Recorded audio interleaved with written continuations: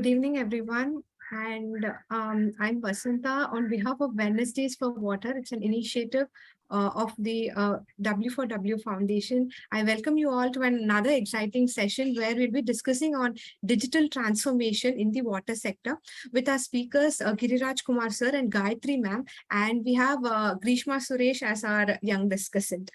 So I'd like to commence by sharing a quote from a renowned person in the field of technology. He's none other than Bill Gates, who actually mentioned that the internet is becoming a town square for a global village tomorrow. So we are living in an age where technology is transforming enterprises and societies, and every industry and enterprise is striving so hard to digitalize their core processes and to stay afloat and to succeed in their operations. And when technology is taking this stand, we recently saw a NITI Aayog report also on demand and supply of water in India, which mentioned that the overall demand is expected to exceed the supply twofold by 2030. And there comes a necessity for judicious utilization of resources in hand by adopting an inclusive and an integrated technological approach to water management. And that's our focus of discussion today. So our speakers today will focus on their experience in accelerating the digital transformation in the water sector. So first, we have Dr. S.M. Girirajkumar, sir. So I'd like to invite him to share his thoughts.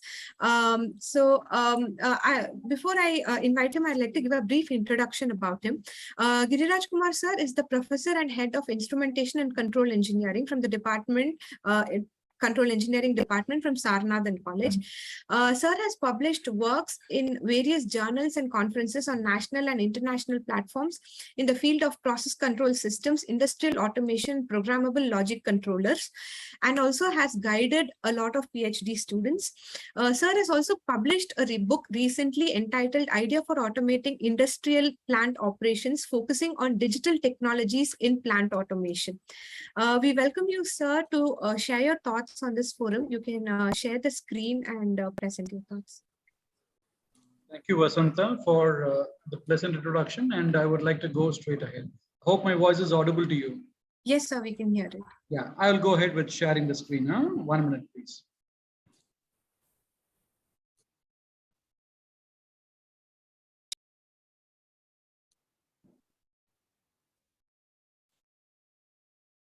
Well, fine. Shall we proceed? Yes, sir. Yeah. Good evening, one and all gathered here. I would like to thank Vasantha and the team for giving me an opportunity to interact with you all. Dear friends, this is about some knowledge sharing in the available time from my end to just look into how we can make digitization of measurements and thereby control the same. Probably there are a lot of automation systems available, and these automation systems which is available in the market, right from the domestic aspects of your washing machine where water is being utilized optimally to many other household applications is concerned, automation is the order of the day. When it comes to industrial sector, we try to use very important automation aspects such as PLC, SCADA and DCS, programmable logical controller, distributed control system, sequential control of data acquisition systems is concerned. Now, just imagine for a few parameters, things are all fine. But when it comes to large number of parameters, wherein what I mean by large is something which is involving measurements of 3,000 or 5,000 or more variables, we will have to go on for digitization. It is impossible. In my screen, you just have a panel which was in the analog versions. So things needs to be digitized. So what I'm trying to put forward to you here is my colleague, Dr. Gayatri Doctor would be sharing about the urban way of water utilization, etc. And we did have a plan of how to get into the automation aspect. So that will be my end. Fine. Hence, I'm trying to put it forward. So this was a typical control of just 2 variables. And you can imagine how bulky the size was. And it was pneumatic control, probably 50, 60 years back is concerned. The control was done. The measurement was all pneumatic. And slowly, these things was consuming a lot of space. Space is not a problem, but centralization of data definitely is a problem. To make that, we have to go on for the digitization aspect is concerned. So digitization will be beginning, and this is a structure which evolved later. This is called as direct digital control system. So here, this is having a module, and in this particular module, you can see it is a digitized version. Of course, this is only the front end, and the back end, it will be having lots of inputs coming in from the ground level. And here, a person can use this particular console as a man-machine interface. When it is going to be a man-machine interface, you can see there are a minimum of 4 screens in this particular console. There are a lot of technology which could be maneuvering through touchscreen aspect and etc. But whatever it may be, through the screen, he can have visual representations of a 2-dimensional picture which can be configured for the variables to be noticed. So this is about a situation wherein all the measurements based on equipments which needs to be smart equipments. So here, what I mean by smart equipments is sequential memory addressable remote transducers. So these equipments do have the ability to communicate with other devices in digitized signal formats. For that matter, every particular measuring system by itself is an intelligent device. They can try to acquire, they can go on for self-calibration, etc. From those, the signals will be acquired and the signals will be taken in various stages and coming up to this particular place. When it is here, we can try to make it as a representation in whatsoever format it may be. For you to just have a quick understanding of what I mean, the entire Mumbai railway system is operating on PLC. You would never imagine in India such a system is incorporated. And of course, this is not 1 or 2 years old. This is way back for the 10 years is concerned. And the pioneers in railway Japan, they have integrated advanced level of controls in that wherein the accuracy level of the trains coming in and going out is just in the order of plus or minus 30 seconds. Just imagine how accurately it is being done. Anyway, this is a one wherein we get all the data into a centralized forum. Coming to the point into our application, wherein water resource management, and based upon some of the questions which was put forward in the forum through Vasantha, there are a few things which concern. See, if it is in a smart city, there are going to be thousands and thousands of connection and even some lakhs of connection in some metros. How do we try to make this technology useful? Probably I can have pockets in areas wherein I can get data from every area, and those areas can be linked to a higher level of server. I will try to share an architecture later. So by this, what happens? You will have access to the thousands of data of water being flown into the various streams. Dear friends, I would like to iterate, even in the hierarchy of management, what people say is when something is being watched, Vasantha quoted about Bill Gates trying to put forward a quotation of how the world is getting shrinked. Elon Musk made a point. What is that he made is only if you people are going to be upon the shop floor and when you're going to be supervised and when you have a feeling that somebody is watching you, your efficiency will be getting improved. That is his statement. Of course, I am not here to contradict or say for it and against it. So in that particular actor, the moment we have a point wherein we can have data is being monitored, obviously we can try to do analysis. When we can try to analyze, we can try to improve. When we can try to improve, we can have checks and balances. This is a funda of digital transformation. Coming back to the technology on what I'm going to share about PLC, DCS, etc. This is a supervisory control wherein I'm just showing about a small architecture wherein as we are from engineering background and many people who are not in engineering also, it's applicable.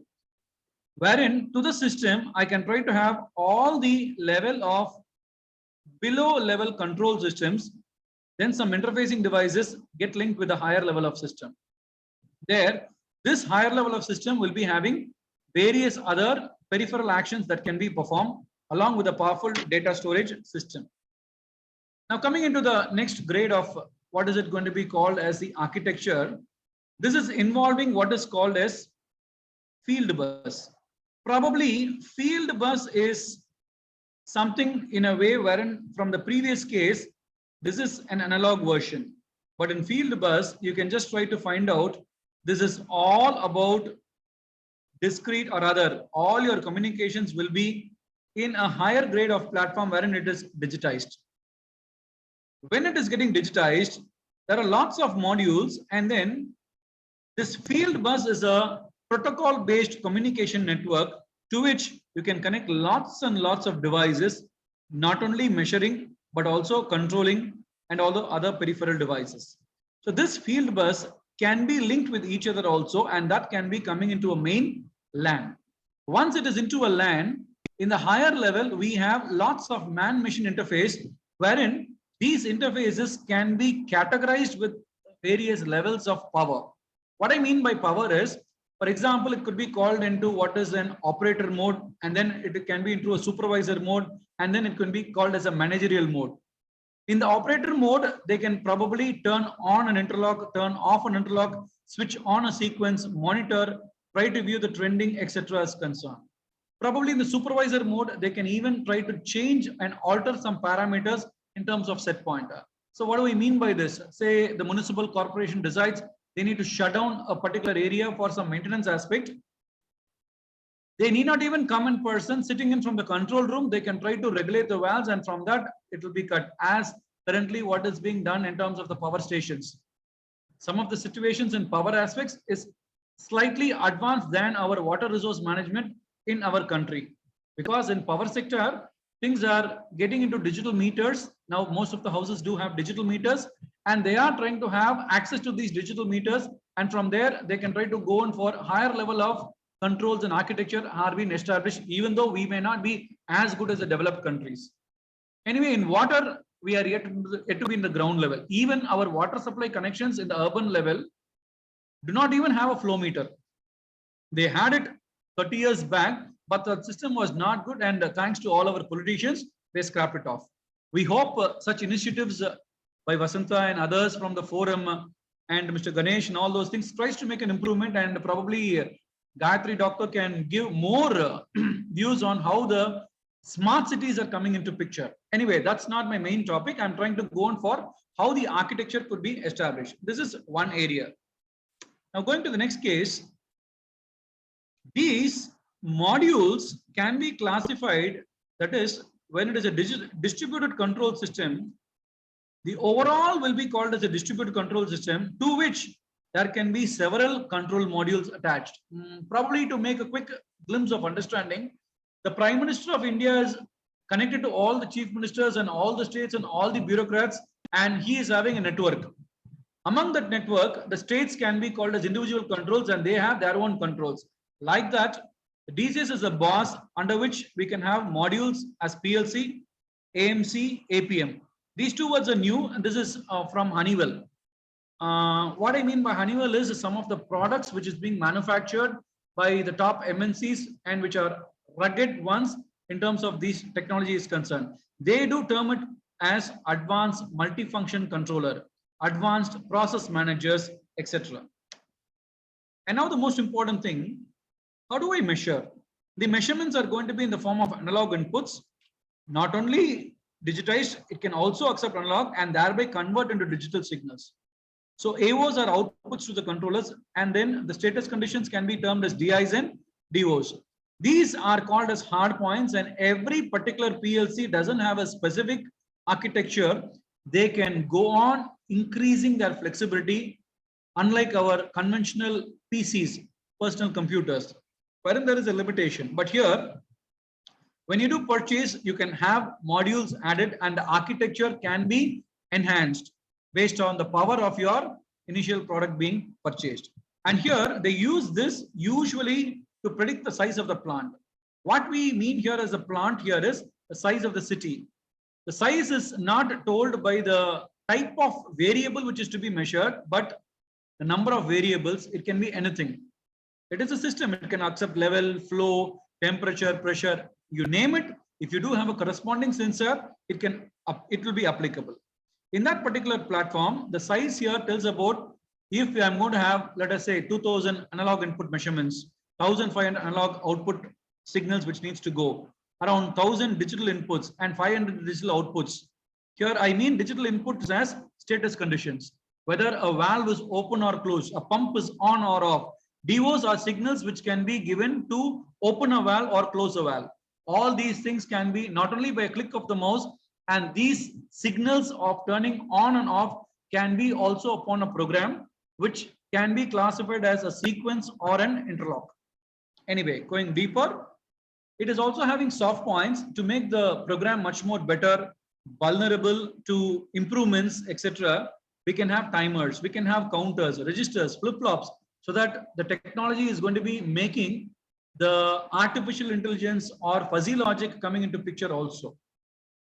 Now going on to the next things, here the US is called as universal station. What I mean by the universal station is the man-machine interface. This is a simple replica of how it will appear on the screen. Of course, this is not a water level system alone. This is a common process wherein to this column, you do have various measurements which will be available. And by looking into the screen, you will know whether the pump is on, what is the level, whether you want to turn an interlock, whether you want to change a set point. Sir, what do you mean by set point?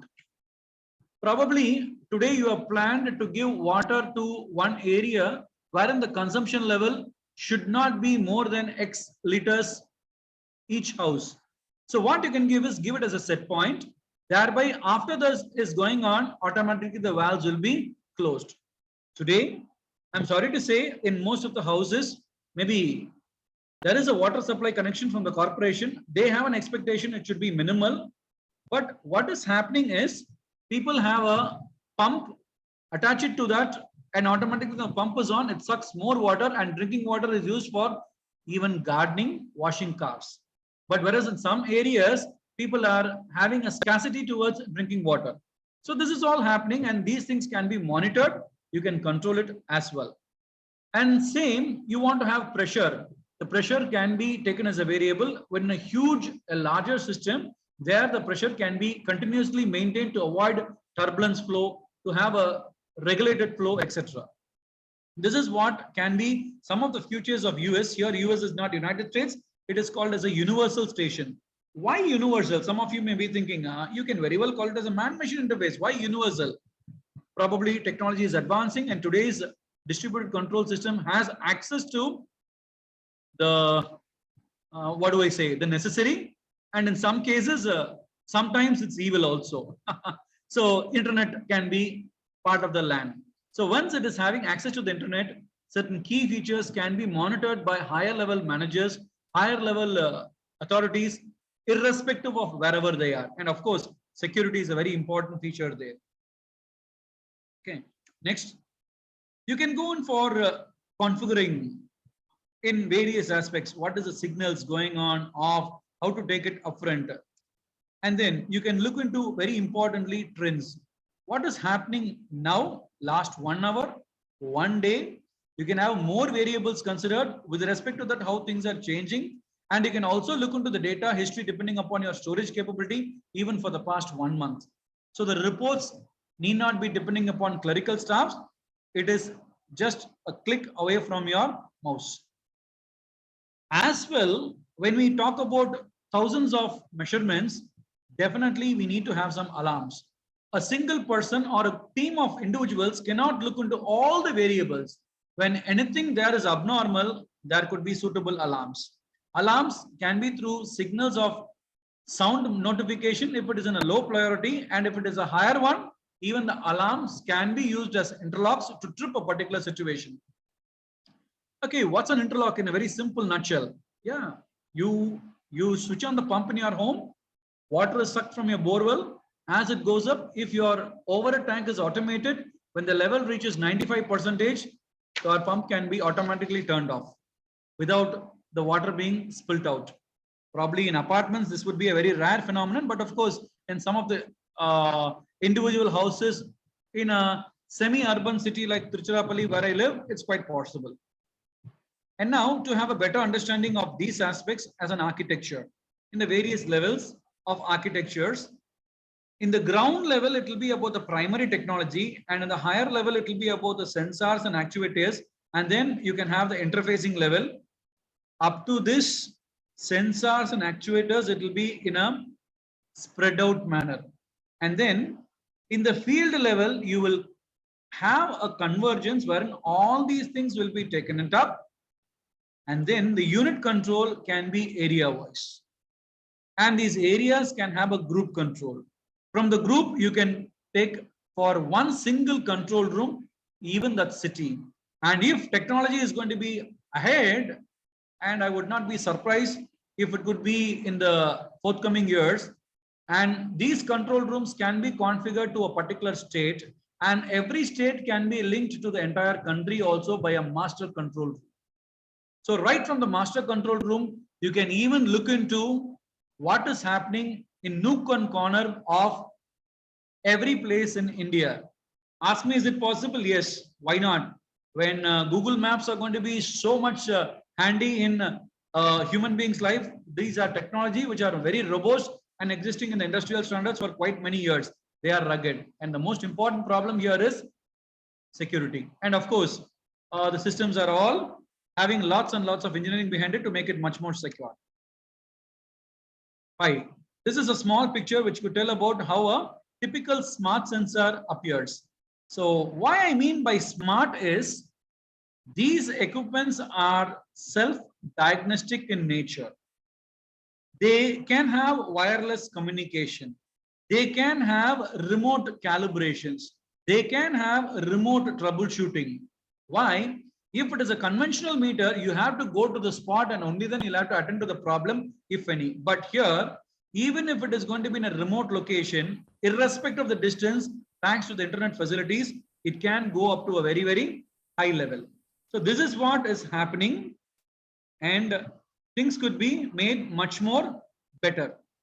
Now going to the next level, this could also lead to something called as interoperability. This is a very phenomenal technology. What I mean to say is interoperability is we had a unit control. I'll go back to the slide. In the group control, two different groups can interact. Probably the set point of these things can influence the others. So what do I mean? One area control for water management and resource utilizations is concerned can have an impact on the other, and there can be prioritization also. So teamwork is quite possible and it is quite enhanceable. And coming to the last few slides in my given time of 20 minutes, I would like to go on for the next one of how the control room appeared then. This is how a control room appears. And then I told you about an architecture. This particular architecture is an overall spectrum thanks to Honeywell technology, wherein we have some interactions. It is from them and it is a latest standard. Honeywell is a US company who have set their foot in India also. So here you can see it may appear as a single line on the top, but it is all about one word, www. It is connected via internet. And here this is a LAN wherein multiple and higher level of technology can be used. So this is a glimpse of the architecture, and of course it is costly. It is not going to be an easy one, but it is worth for the investment of money to improve the efficiency. Thereby, the ultimate objective of a good monitoring, analysis, alarming system, and finally control can be achieved. And when these are there, the efficiency of the overall system will improve for sure. And for an understanding, in process industry, which is handling as much as 10,000 points, the manpower needed to handle all these stuff, etc., can be drastically reduced. In a country like India, whether we like or not, we have to agree with the fact that corruption is to the core. Corruption not for deviating the jobs, for doing the jobs. Under these conditions, you can very well know about how things are getting monitored, how things are going up in the upfront. And last but not the least, this is how a modern control room will appear. So if this is going to be the case for water resource, I'm purely talking only in terms of water resource management. You can go in for resource pumping. I'm talking about the distribution side. You can look into water from the source, right from your dam, right from the rivers, right from your lakes, right from other sodium approaches. And even a common man can look into what is the situation and what could be the prediction, as we do have throwaway technologies wherein people are able to predict the weather conditions. So if these things are going to be there, first and foremost, as a good citizen of our country, I would like to only tell one thing. The significance and the importance of water will be known to every responsible citizen. That way, everybody will know the power of how and what is the need for water conservation. And we all know, and definitely Vasantha could support about it, water is becoming a very, very rare resource, if not now, in the recent future. Groundwater level is increasing. Lots and lots of technology are getting used into these aspects is concerned. So these are the aspects wherein I would like to throw upon. And now I will stop with my slide presentation. Over to some of the questions. If it could be any, I would be very glad to take it upfront from my end. Thanks for your time, Vasantha. I think 20 minutes has been done with. Anything else? We can Absolutely, take it sir. upfront. Thank you so much, sir. That was extremely insightful, and all the points that you covered. For example, you just mentioned about the control unit and the group unit that was mentioned, and you mentioned that that's definitely possible on a smart city level, and that's pretty true. With the 75th Azadi Ka Amrit Mahotsav that just came up, the smart city mission has come up on releasing the integrated command control centers, ICCCs across India in different smart cities. And thank you so much, sir, because when you see it on a graphical user friend, people just see that, but it's very nice to hear from you at the field level. You talked about the field bus, the controllers, the DCS systems. Those are actually the heart of the entire process. Apart from, we generally collect the data and then transmit through a wireless operation. So it was insightful, and really thank you for Vasantha, if you say so, the point is, as a student of mine, you will obviously say so. Yeah, I was about to say that. Let's give the time to others. Probably you and I have a better understanding. And it was really nice to hear you again, sir, after my college days. So I'd like to first hand over to Greeshma. Greeshma, if you have a question, then I'll take up a question that's there in the chat box. Yeah, so hello, sir. Good evening. Yeah, very good evening, ma'am. No, sir, I'm a student here, please. So I'm studying in SAP University. I'm studying Masters in Urban Management with Gayatri, ma'am. She heads our studio currently. So I was listening to all the details that you mentioned in the back end of the industry and what happens about the DDCS structure and the visuals and the man-machine interface. So it was very interesting to understand in depth about how all of that works, because we're not really aware of such in detail about how all of these systems work. Whereas we just see the data and try to analyze it and come up with a solution in our level of academics. What we are studying is urban management. So we only get the data and we analyze it through other things. So specifically, I was thinking when we think about urban governance and how city water action plans work. So there is something called AMRUT. AMRUT is the Atal Mission for Rejuvenation and Urban Transformation. They recently released AMRUT 2.0 in October 1st in 2021. So they mandate that every city should actually submit water balance diagrams and water resource data for the quantum of water, supply and demand, and the conclusion of all the gaps that the city has. So the kind of things that you explained in this PPT, this should be in place in a city for them to submit this kind of data that's required. So how do you think there is a correlation between what the government expects people to submit this data, but whereas this technology is not really implemented large scale in any city? So how do you think there's a correlation between the ULB or the municipal corporation or in terms of urban governance and such kind of technologies coming up for basically having a sustainable future for water? Definitely. Yeah.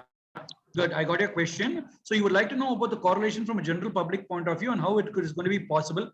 Very well, it is possible. If every house is going to have a mandate that it should have a flow meter installed, that's enough.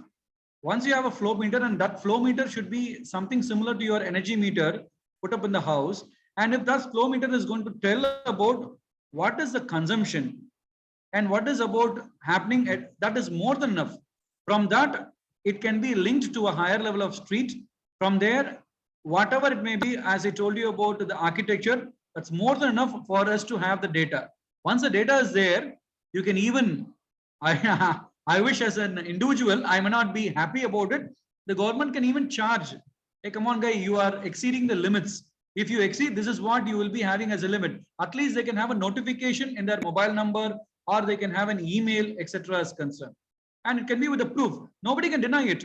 No subordinate and intermediate person will try to endorse saying that it is right or wrong. The data is speaking for itself.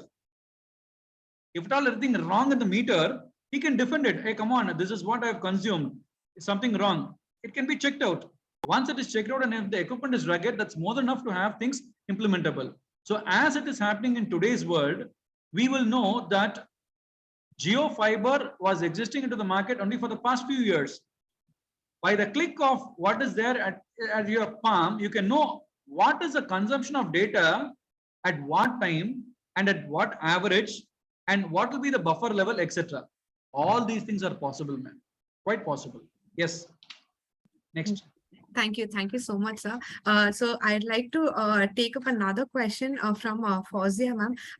Actually, HOD sir, actually Girirajkumar sir needs to, he has another call between, so that's why we'll just be taking a few questions for him so that he'll be able to shift to the next call. So we have a question, Girirajkumar sir, from Fauzia, ma'am, who's a core team member from the TERI, that's Tata Energy Research Institute School of Advanced Studies in Delhi. Ma'am, would you like to ask the question? Hi, sir. Hi, sir. Good evening. I was just changing the background. Yeah, no, madam. Why is this more important? Brilliant presentation. My question was, I have a couple of things, because now Vasantha even spoke about integrated command and control center. So I will have a brief question on that as well. Please, so my first question is on the SCADA system. So SCADA system has been prevalent for a while. Like I know 2014 when I went to Nagpur, Orange City Water Network, I saw it at that point in time also. A few places I have seen it in India, but unfortunately I have not seen it scaling up across the utilities. So what are the possible reasons? Why are we not able to, even the 100 smart city mission is going to complete 10 years, but we don't see it happening. So, and a follow-up question. So why is it not happening? How can we get the utilities? Yeah, I'll answer this in one. I'll just say my follow-up question also. I think we can answer both together. The other one is on the integrated command and control. So now when we are not able to handle like one vertical at a time or whatever, so do we see really all these departments coming together on one table to even go for an integrated command and control system? So do you really see it happening, or you think that this will remain in the books? Shall I proceed to yes, answer sir, please. question? Please, sir. Please. You have seen SCADA. SCADA or PLC, it depends upon the application. It is a module. That's it. Forget about SCADA. It is an automation system. You said it is in 2004, etc. And you are telling about utilities. Utilities under the control of government. And for your information, madam, since you are to the energy sector, if you are into the power plant, right from the early 90s, industries, process industries, etc., they have been using technology. My first employment was in the year 1996 in a company called South India Viscose. It's in a remote location, a viscose manufacturing plant. We had investment into what is called as a DCS, into automation, since 1993 onwards. Okay, so this is an answer wherein technologically it is possible and very much affordable, provided you can make the right investment. There is another problem, policy of the government. See, the government in smart cities, even though we are calling it 10 years old or whatsoever it may be, when you have an integrated system like this, definitely all the data will can be made public. So you will begin to question, publics can begin to question, why? Where is the water going? Suddenly we have a reservoir there. So they will have to have the guts to make it public, and the public will also be in a position to view what exactly, and obviously media can bring it out also. So purely it is a policy aspect and not at all on the technological upfront. Technological upfronts in Japan, you can search for an article, the entire train management system is under automation. And mind you, I was impressed with that. The accuracy level of all these trains are automated to plus or minus 30 seconds maximum. Why not, madam? Metro railway handling systems in India, in Chennai and any other metros, you see it is automated. It's successful. If that is going to be successful, why not this? Okay, ma'am. This is to your first question. Number two, how they can get into interrelationships between one console, electricity, water, this, etc. Once again, it all depends upon initial struggles on making these establishments fine-tuned. Yes, things will never be easy. The first time we commissioned an enlargement plant, we had an automation system existing right since 93, but we wanted to go for a new plant. We struggled for almost 3 months. And once it is interfaced, things will be very smooth. So electricity personnel and your smart meter in a home can handle for electricity, for your water. Why not? These are the two major consumption for a general public. And they can even predict in terms of weathers. If the weather is so much, what will be the temperature? If so, how can my AC being tuned by this? It is quite possible. Technology is really advanced, madam. You know what? You will never be surprised, or I will never be surprised when your refrigerator can send you a mail for approval, knowing on what your diets are, just to give an order to the recent departmental store is concerned. Such is the power of technology. Definitely it is possible. Yeah. No, of course. Thank you so much. I agree with you completely that it's the policy, the intent, that is somewhere missing, that we have not been able to really achieve. The other thing that I would say in response is also the public, the apathy of the people. So you said people will ask questions. People will not ask questions. They will just keep quiet because they are very content. We are all very content. We don't ask questions. So that's probably the strength of our policymakers. Yeah. Yes, sir. Thank you so much. Thanks. Over to you, Vasantha. Thank you so much, ma'am. In fact, I know on ICCC, I'm sure Gayatri ma'am can also shower her thoughts on the ICCC because that's ma'am's forte and that's her strength also. I think ma'am will also cover that. So thank you so much, Girirajkumar sir, for joining us here in this forum.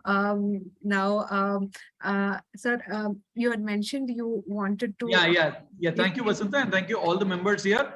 Sorry, I just have another assignment to be taken up at 6, wherein I hope I would not be necessary to travel faster. I will try to take it up. Thanks, Vasantha, again, and thanks to all the members. My email ID and mobile number is available, Vasantha. Any other thing at any other point of time, we'll be glad to get connected to you all. Thank you very much. Have a nice time, please. Thank you. Thank you so much. Yeah. So here we have our next speaker, Gayatri ma'am. Ma'am, it's a pleasure to have you with us today on our session, and specifically on digital transformation, which is your specific full forte.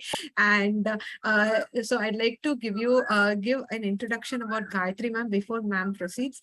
So ma'am is the associate professor and the program chair of the Masters in Urban Management and Faculty of Management from CEPT University. Ma'am has been working in the field of e-governance, smart cities, data-driven urban service operations, open data, and other emerging digital technologies. Ma'am is really passionate about research, and she has been teaching in the field of urban management from a technology perspective. So on to you, ma'am. I would like to hear from you. Thank you very much, Vasantha. And am I audible? Yeah. Yes. Okay. So thank you very much. And thank you for inviting me for this Wednesdays for Water event, which I'm quite excited to when I saw the site, and I was quite excited to see the variety of different sessions that have taken place.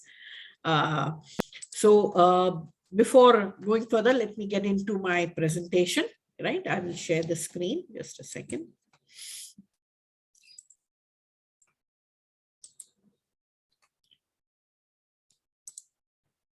Yeah. Right? Okay, fine. So I'm going to be talking in a slightly different perspective to what Sir talked about, right? Professor Giriraj talked about the systems. I'll touch a little bit upon them, but not too much. But he did mention that water in the 21st century, it's a resource which is under stress, right? And this is something which is going to, or it already has come up as a global and a local issue, right? If we look at India from this particular graph, we can see that we are quite highly stressed. Water is quite highly stressed. And if we look further and we look at the Indian context of baseline water stress withdrawals and the available supply, we can see that the country ranges from low to extremely high, right? Water stress levels. I'm sure all of you know about the United Nations 17 Sustainable Development Goals for the quality of life and of everybody. So the Sustainable Development Goal, which is the 6th goal, talks about ensuring availability and sustainable management of water and sanitation for everybody. So it is a major thing that we need to be able to manage this water that is there. Now, let me talk about some of the digital technologies that aid the digital transformation. These are things which have come up relatively in the recent years, maybe the last 2 decades. Okay. So we talk about the Internet of Things. This is one thing which we talk about. We talk about cloud computing.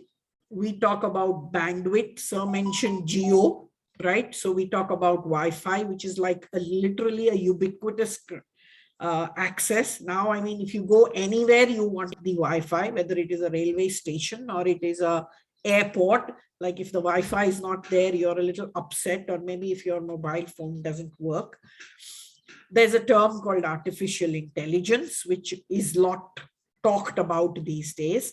And of course, the Internet of Things, as Sir mentioned, there are sensors and there is a lot of data that comes out from this.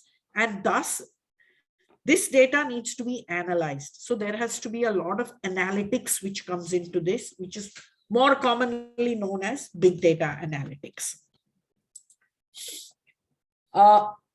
Which was previously mentioned, we have sensors and actuators. What are sensors and actuators? These sensors and actuators like emulate our senses.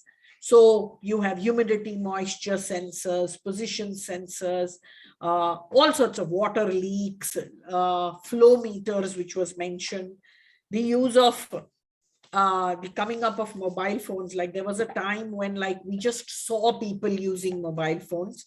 Now, like it's available with everybody. Of course, the type, maybe everybody doesn't have a smartphone, but it is becoming more and more prevalent. There are drones which have now come up. There is a technology called blockchain, and of course, thermal imaging, which is very widely being, which is not so much in the Indian concept, but which is being used to detect leak identifications. Right? So all these transformations, these technologies which have come up because there has been a sort of explosion in these last few years. Why? Because sensors have become very cheaper. Wi-Fi is becoming ubiquitous. Mobiles are available, and all these things are available at not so expensive as they were maybe 2 decades ago. The government of India is trying to ensure that this digital transformation, these technologies get a place to work on. So there are some centers of excellence which have been set up to help startups, help people, initiatives to move ahead and use these technologies in various spheres, right? Water being one of them. So this is just an information about a NASSCOM Center of Excellence on IoT and artificial intelligence available in a few states. This is another center of excellence in Karnataka on data science and artificial intelligence. So recognizing the need for these things to be able to drive innovation and create an entrepreneurial ecosystem, right? There is also a portal called the India AI portal. So it's the National AI Portal of India. It's a joint venture of MeitY, that is the Ministry of Electronics and IT, NEGD, the National E-Governance Division, and NASSCOM. That has been set up to prepare the nation for an AI future. If we go to this particular site, we would find a lot of information on how AI can be used, may be used in different scenarios, in different sectors. And of course, we are talking particularly of water management. There is, of course, the Jal Jeevan Mission, which is the Department of Drinking Water and Sanitation, and aims to supply water to every household. Maybe 2024 is ambitious, but yes, it aims to supply tap water. So basically, water. Why do we need a mission to drive water? Because it is a very, it is a resource which needs to be monitored. And we are in, India is one of the high stress regions for water. Coming to Smart Cities Mission and the integrated command control centers, as has been discussed. Today, all the 100 smart cities do have integrated command control centers. Yes, they have visibility to all the different activities that are being monitored in the city. Could be traffic, could be water, could be crime, could be any other element that has been thought that needs to be monitored in the city, right? Then we also have what is known as Amrit 2.0. This is the Atal Mission for Rejuvenation and Urban Transformation for 500 cities. The mission itself talks about making cities water secure, once again emphasizing the need for water security and water management. This is possible using various technologies and, of course, citizen participation, right? So this is just a snapshot from the Jal Jeevan Mission website. If you look at that, it gives you a variety of informations. If we see there is tap water to households, supply in schools, what I have shown just now is the supply in priority areas, maybe sensor-based pilots.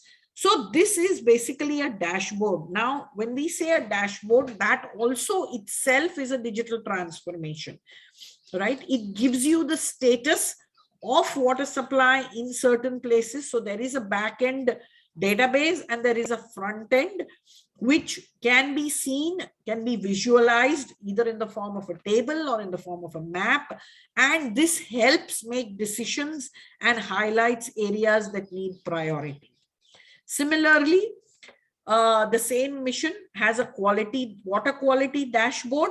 So this dashboard immediately you can like fix up what is there, how many contaminated samples were found in which type of laboratories, where the test has been done, and all sorts of things which are available at the click of a button. There is a lot of back end and front end things that go into it, but at the end of it, this dashboard gives you the information that is needed. And that is the power of digital technology.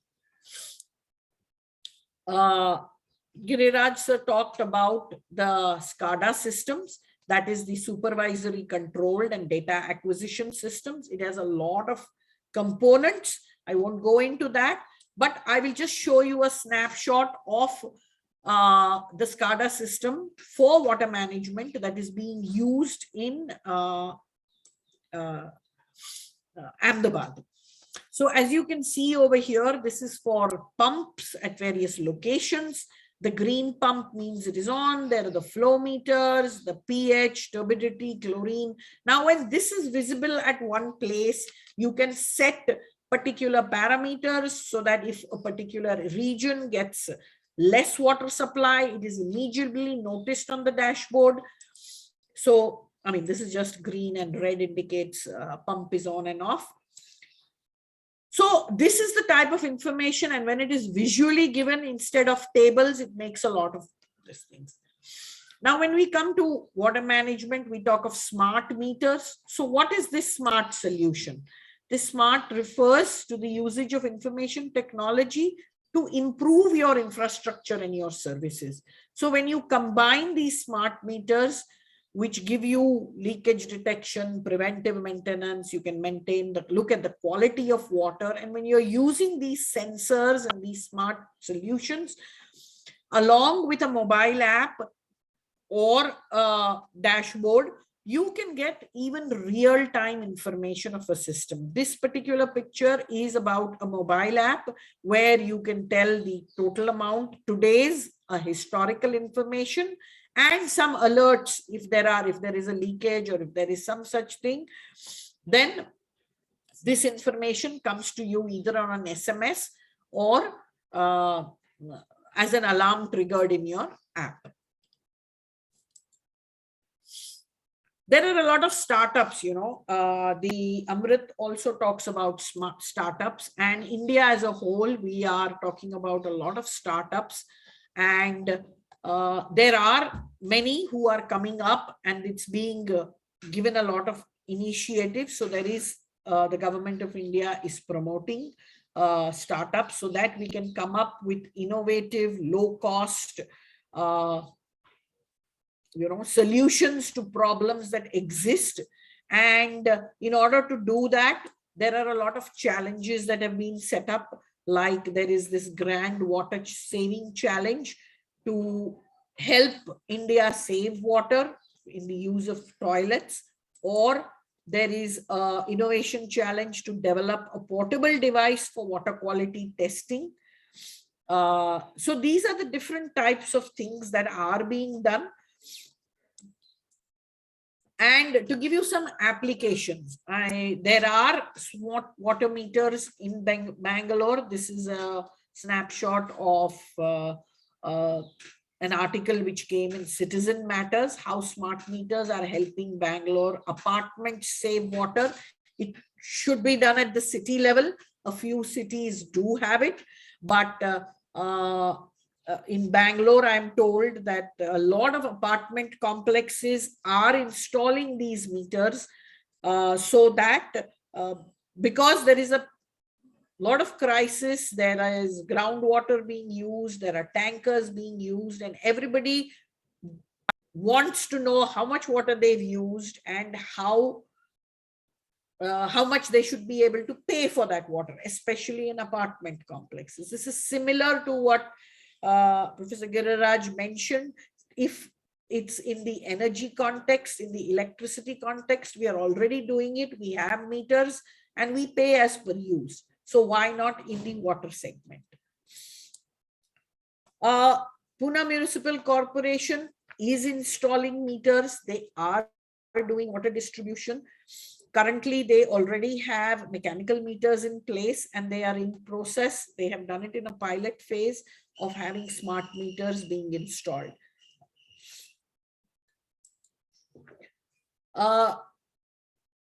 There are some corporations which talk about implementing 24/7 supply model. All of them are still yet in the pilot stage, other than one implementation of Hubli Dharwad. And they are also doing this implementation with the usage, the pilot implementation with some smart meters. It is not necessarily that you need a smart meter.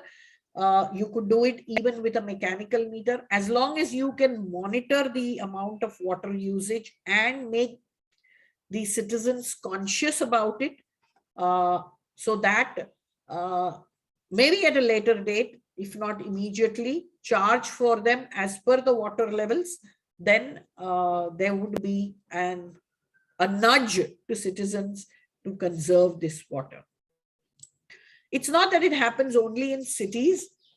There is one place where the panchayat is installing these smart meters. It's a small place, 300 kilometers southeast of Mumbai, with only 5,000 people.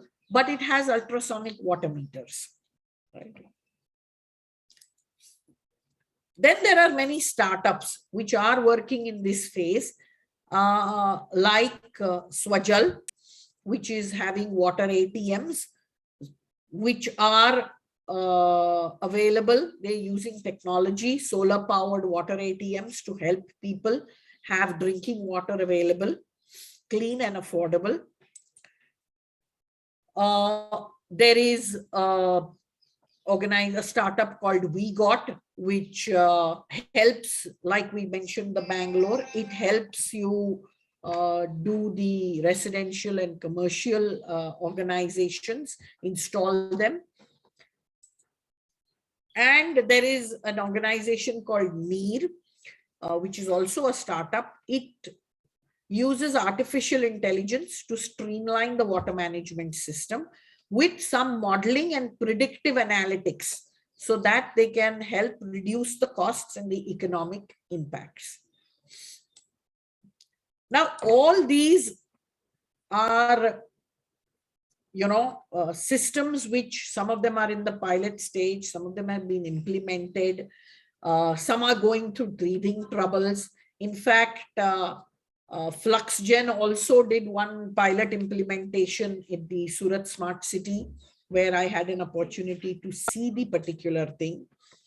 And no place goes without challenges. There is a challenge of the technology maturity, the technology standards in place, the sensors being used, the energy being used by those sensors.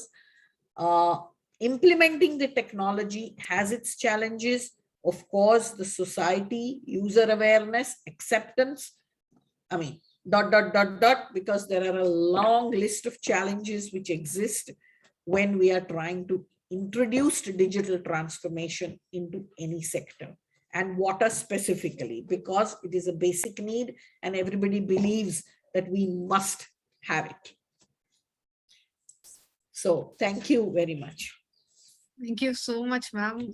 The details were very apt, and I must quote, since you mentioned about the Amrut 2.0 challenge, in fact, FluxGen has got the opportunity to work with the Bangalore Municipal Corporation, the BWSSB, and has been selected as one of the 100 startups from India, and also been given with mentorship and financial grant also. And that is a very good positive impact, as you showed. It's like the Jal Jeevan Mission, the various initiatives from the government are really promising for the technology readiness level 9 to 8 to 9 kind of startups. So thank you so much, ma'am. So let's have now Greeshma. Greeshma, probably you can share your screen to show your work that you've done in the water sector, and also you can post if you have any questions to Gayatri, ma'am. Before that, let me just give a quick introduction to Greeshma. Greeshma is an architect and an artist, and she's completed her bachelor's of architecture from KS School of Architecture in Bangalore, and is currently pursuing her master's in urban management at CEPT University, Ahmedabad. She's a sustainability enthusiast moving towards the branched fields of urban studies, and she further wishes to merge the barriers of art, management, and sustainability to move towards a greener future. So on to you, Greeshma. Thank you so much, Vasantha. Thank you for having me. It's really nice to be a part of this. I'm just going to share my screen.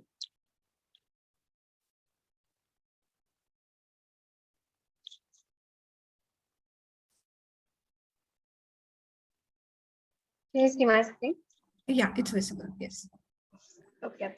So I'm not going to go into the first part of what I'm trying to present today, because I think Vasantha covered the whole of it in sentences.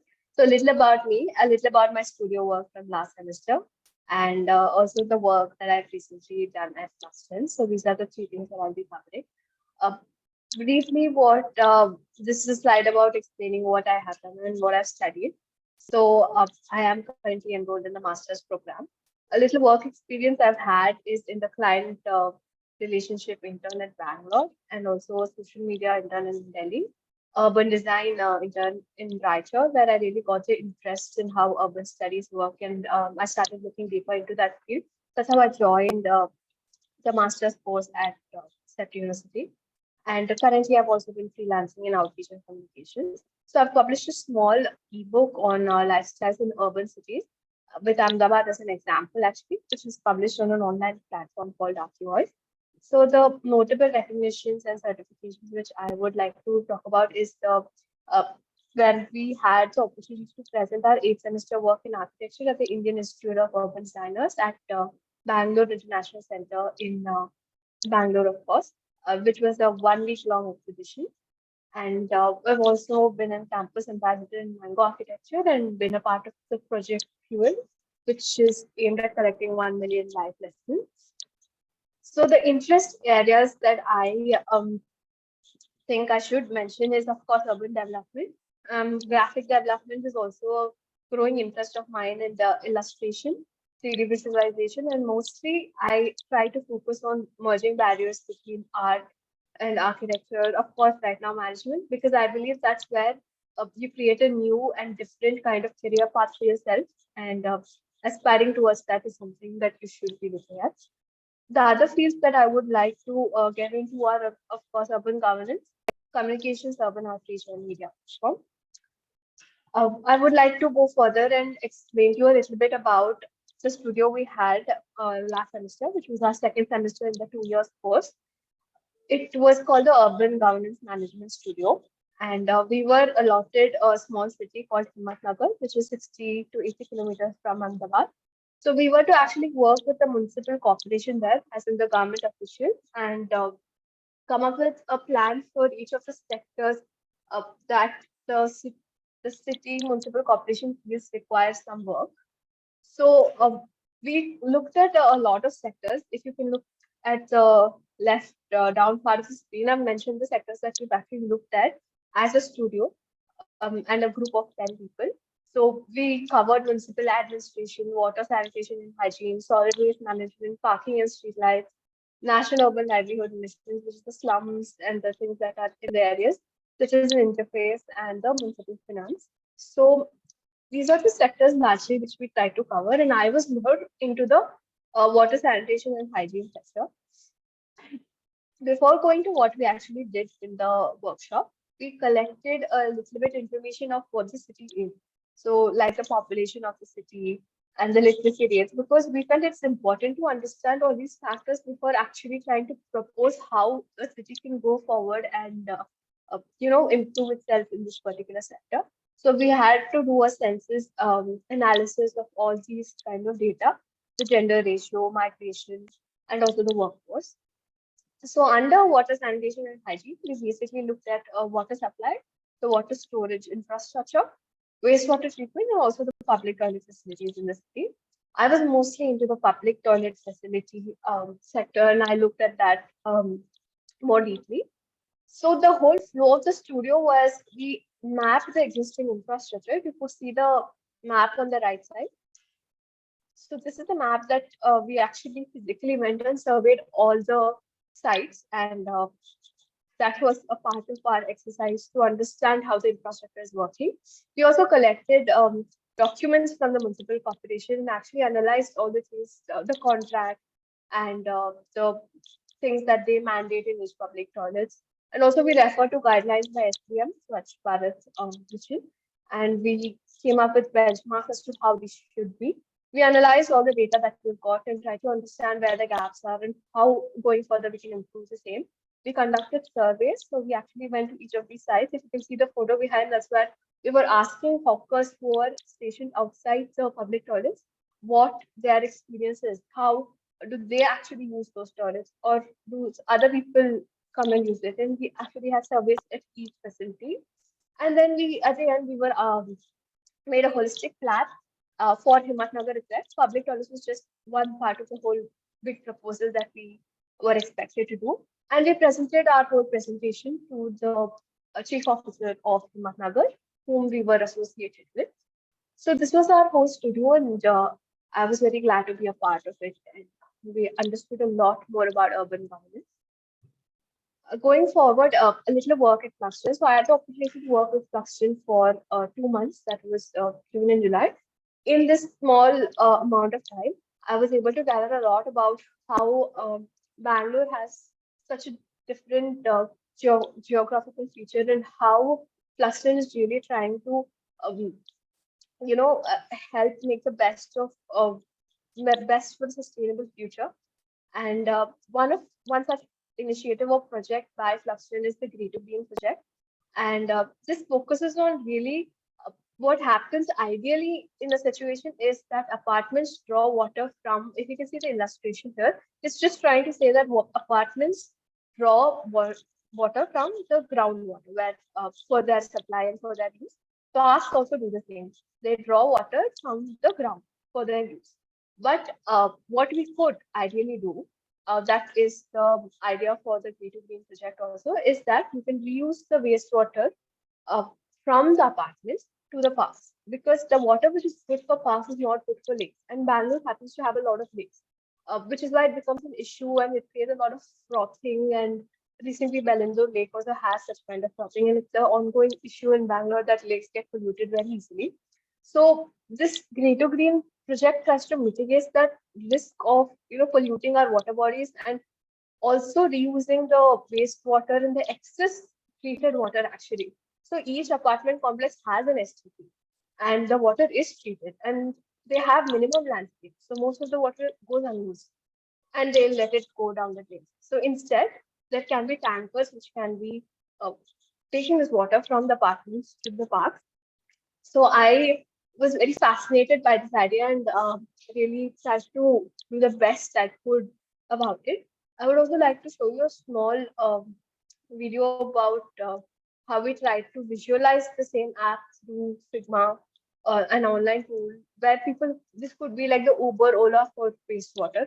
So of course, this is an ideation stage and a lot of things have to be in place for this to work out. But the idea of doing something like this is rather new and rather something that should be done. So other things that we also looked at in Fluxton was the smart cities. So we covered a lot of points under what kind of sectors smart cities have touched on. The top 10 or 15 smart cities in India. What are the points that they have touched on, which are related to water, of course? So we looked at smart water management, smart water monitoring, identification of leaks, 24/7 water supply, and rainwater harvesting. We also plotted down in a listed table as to which city has covered all these points that we are looking at. So this is really helpful in understanding what kind of city should we look up to in and compare it to Bangalore. I try to reach it to a stage of that, or to generally understand the market of how water is functioning in different cities within India and try to clean some research data out of that. So going further, I would, this is the end of my presentation. I would, of course, ask Gayatri ma'am a few questions on her presentation and insights on her. Yes, please, Greeshma. Okay. So, ma'am, you covered a lot about the ways in which we can really see how government has put up a lot of things like Jal Jeevan Mission or India AI and Startup India, which Fluxton is also a part of. And whereas Sir talked a lot about technology and the backend infrastructure of it. So how do we really think of, I really feel that these two things should be integrated together to actually and work together for a digital transformation to happen. Because only when Amrit or other things include their backend systems to be strong, that's when something really happens. So how does a municipal corporation or a ULB try to adopt such a thing? Or how do Startup India try to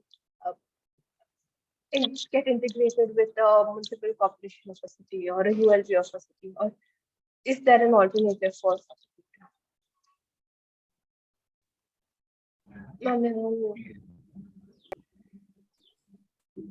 To answer your question, Greeshma, that is the main purpose of Amrit 2.0, right?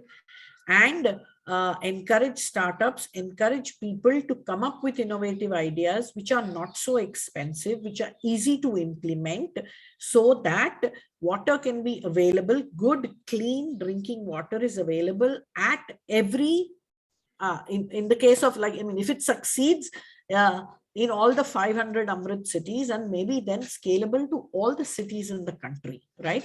Because it's not possible. It's just like when we say an ICCC, it's not possible to put up ICCC in all the 4,000 cities of the country, right? You can't have that type of an infra. It has to be at a certain place. So you need small, easy to use, innovative solutions which can be implemented across, and that's when this can happen. It's like you come up with a small device which you can put on your tap and which tells you how much water you're using, right? Then that also makes you conscious immediately. Oh, okay, I'm using so much water, right? Is it? And if the ULB, there is a large system which doesn't as of now allow you to let's say, like electricity, if water is monitored, metered and priced, right? But it's not being done in many places as of now, but eventually it will be done, as it is a very, very, it's a resource which is very difficult. I mean, it's a stressful resource for the country, and it will come in the years to come. Like, it has to come. So, I mean, and the back end and the front end all goes together. What Sir explained is the technical backend which works, and what I showed was only the front end. Like when I show you a dashboard or I show you the SCADA system in place, which looks beautiful on the screen, but there is a lot of backend which goes in before that can really be seen, right? Absolutely.